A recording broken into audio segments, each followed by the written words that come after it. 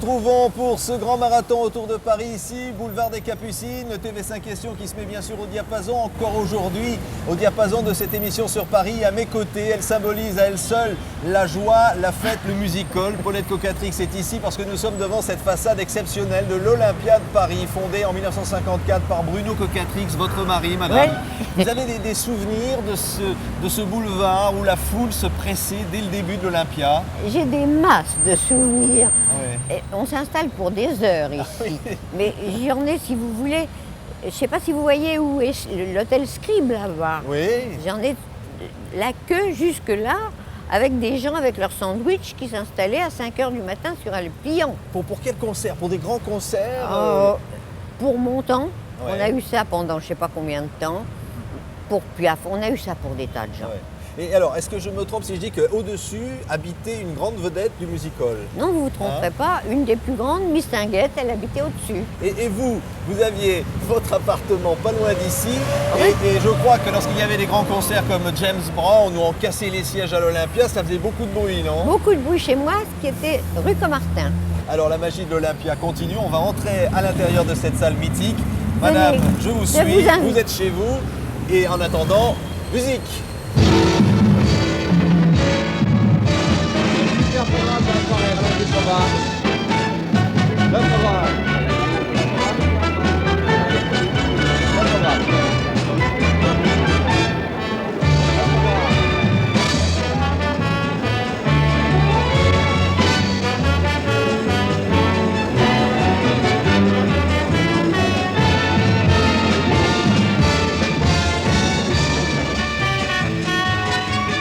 Dans ce grand hall de l'Olympia, il y a toujours eu la foule.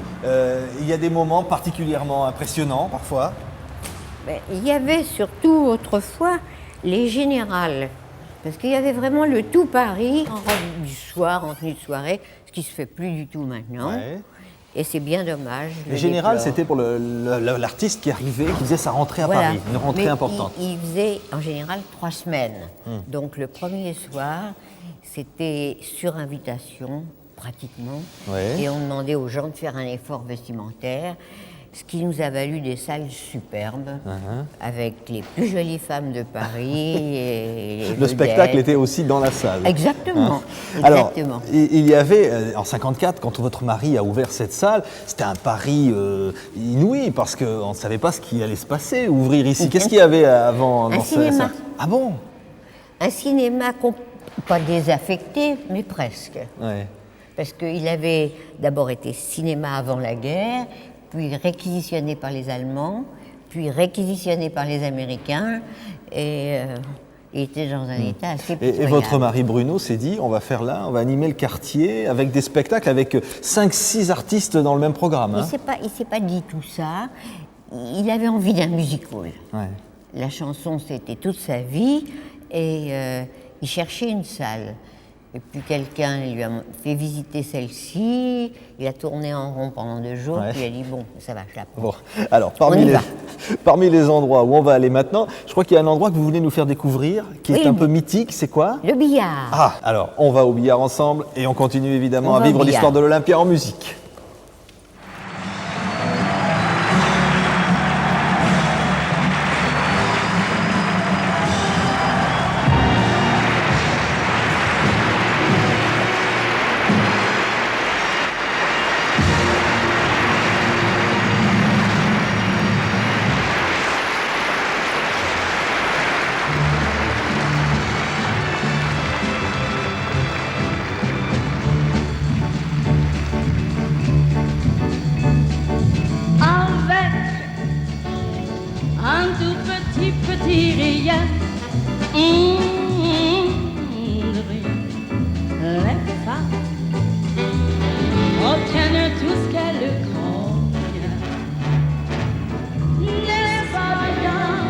Et nous voilà à l'intérieur de l'Olympia, Madame Cocatrix, et là on est dans une salle, donc cette salle de billard, vous disiez, mais je ne vois pas de billard pourtant. Il n'y a pas de billard. Mais pourquoi alors Je ne sais pas, j'en ai jamais vu, mais j'ai toujours entendu appeler ça la salle de billard. Alors bon...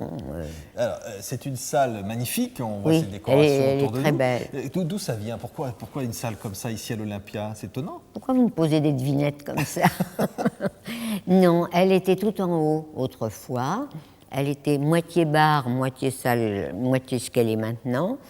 Et elle est beaucoup plus accessible du fait qu'elle soit maintenant au rez-de-chaussée. Donc on s'en sert pour des réceptions, pour des gens qui nous demandent. Oui. Après le spectacle, on peut se retrouver autour d'un verre avec l'artiste si ça s'est bien passé. Voilà.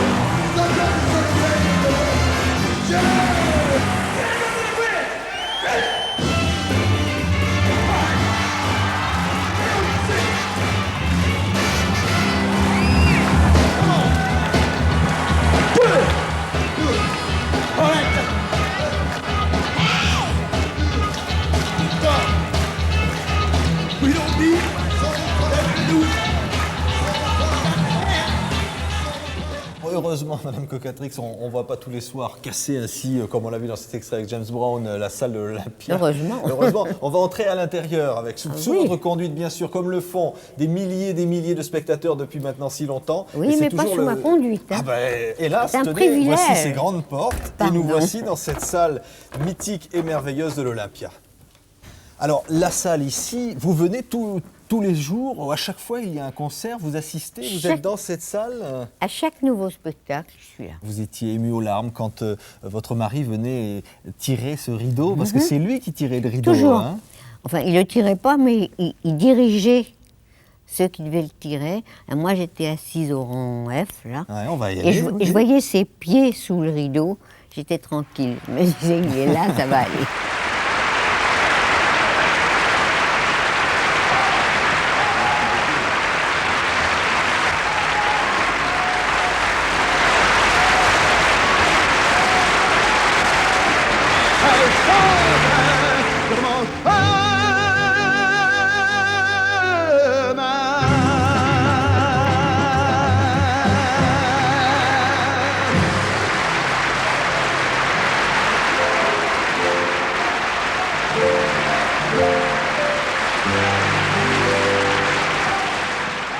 Alors Paulette Cocatrix, nous voilà, je crois peut-être à votre place lorsque le spectacle va commencer. Là on est l'après-midi, donc il n'y a pas de spectacle, il n'y a pas de matinée aujourd'hui, c'est notre chance.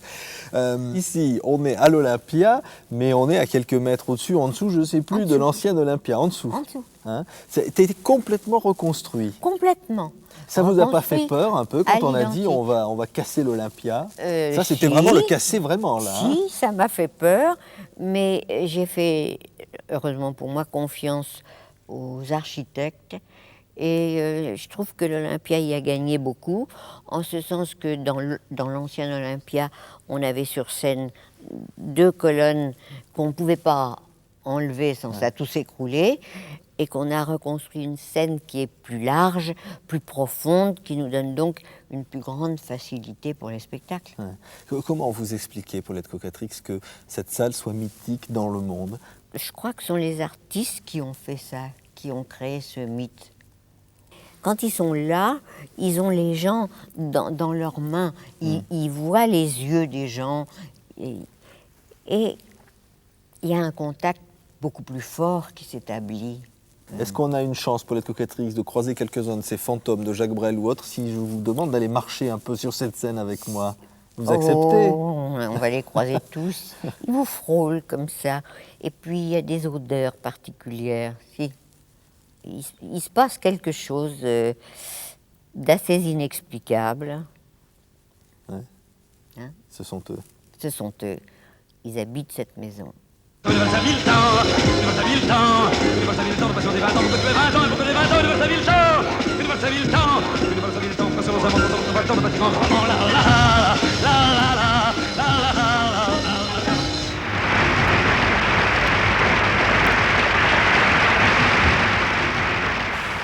Cocatrix, il y a le grand rideau rouge qui est là. Je vais vous donner l'occasion de découvrir sur la scène cette salle mythique.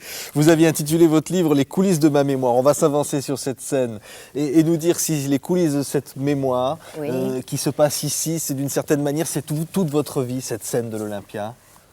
Une grande partie. Ouais. Disons les 4/5e, ça vous va? Les 4/5e. Et le reste... Il faut bien que je garde un petit 5e pour moi. Ça veut dire que pour vous, la vie commence un peu le soir quand le rideau rouge s'ouvre.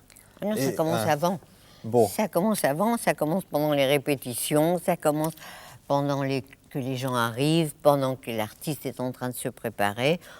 On est tous aussi tendus que la vedette. Hein. Et ça se passe ici, derrière, là, en coulisses. Derrière. Sur tous ces endroits-là, avec les artistes superstitieuses qui ont un peu peur. Bon, cette salle, c'est votre vie, on le disait. Vous avez envie de lui dire un mot d'amour à cette salle, cette scène, mais je ici, lui en dis tous les jours. Oui.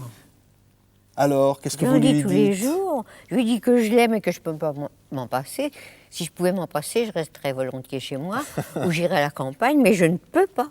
Ouais. C'est les lumières qui vous attirent, comme des gens qui sont... Non, c'est ce fameux mythe dont vous parliez tout à l'heure, de ce qu'on respire, de ce qu'on sent, de ce qui vous frôle. C'est tout ça qui m'enrobe, qui m'entoure et qui fait que je ne peux pas m'en passer, puis c'est tout.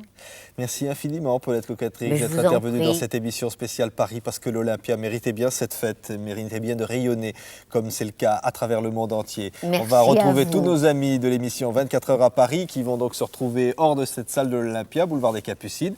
Merci à vous et à très bientôt.